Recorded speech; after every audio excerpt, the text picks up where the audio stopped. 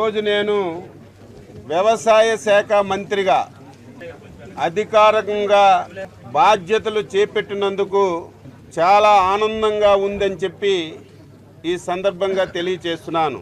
కీలకమైనటువంటి రంగాలను కలిపి ఆ మంత్రిత్వ శాఖను నా మీద అచంచలమైన విశ్వాసం నమ్మకంతో అప్పజెప్పినటువంటి రాష్ట్ర ముఖ్యమంత్రి పెద్దలు గౌరవనీయులు శ్రీ నారా చంద్రబాబు నాయుడు గారికి హృదయపూర్వకమైనటువంటి నమస్కారాలు తెలియజేస్తున్నాను.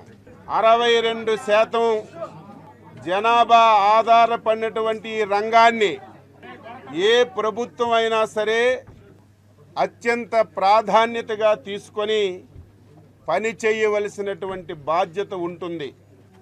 దురదృష్టవశాత్తు గత 5 సంవత్సరాలు ఎవరైతే ఈ రాష్ట్రాన్ని పరిపాలించారో ఆ వ్యక్తి వ్యవసాయ శాఖకి తాళం వేశారని చెప్పి సందర్భంగా తెలియజేస్తున్నాను.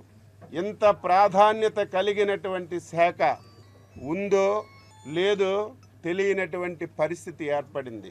5 సంవత్సరాల్లో కనీసం గత ప్రభుత్వం ఒక్కటంటే ఒకటి భూసార పరీక్షలు చేయలేదు. విత్తనాలు లేవు, ఎరువులు లేవు. కష్టపడి పండించుకుంటే ఆ పంటకి గిట్టుబాటు ధర లేదు.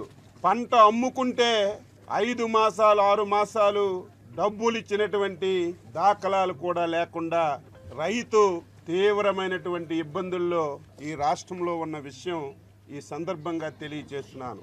ఆంధ్రప్రదేశ్లో ఉన్నటువంటి ప్రతి రైతు ఆత్మ గౌరవంతో బతకాలనేదే ఏకైక నిదానంగా ఈరోజు పని చేస్తామని చెప్పి తెలియజేస్తున్నారు. ఎవరు కూడా అధైర్యపడొద్దు, ఆత్మహత్యలు చేసుకోవద్దు. ఏ రైతుకి ఏ ఇబ్బంది ఉన్నా, ఏ రైతుకి ఏ సమస్య ఉన్నా ప్రభుత్వానికి సంప్రదించండి, ప్రభుత్వానికి సమాచారం ఇవ్వండి. సాధ్యమైనంత వరకు ఆ సమస్యని పరిష్కరించడానికి ప్రయత్నం చేస్తాం.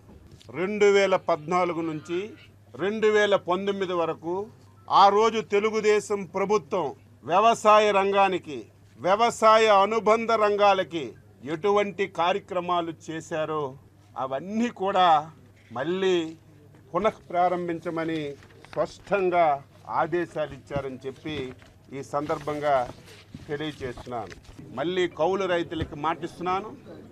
వారందరికీ ఈ ప్రభుత్వం కార్డులు ఇచ్చి రుణాలు కానీ, అదేవిధంగా ప్రభుత్వం నుంచి ఎటువంటి సహాయ సహకారాలున్నా కౌలు రైతులకు కూడా అందించడానికి అన్ని నిర్ణయాలు తీసుకుంటానని చెప్పి తెలియజేస్తూ